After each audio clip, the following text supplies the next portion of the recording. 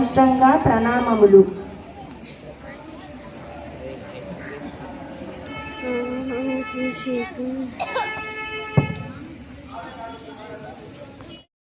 చూపును మమకారం, నిరంతరం పిల్లలపై చూపును మమకారం, కంకోల్ పాఠశాల అభివృద్ధికై చుట్టారు శ్రీకారం, మచ్చుకైనా కనిపించదు వారిలో అహంకారం, వారే మన పాఠశాల ప్రధానోపాధ్యాయులు శ్రీ బి తుకారాం సార్.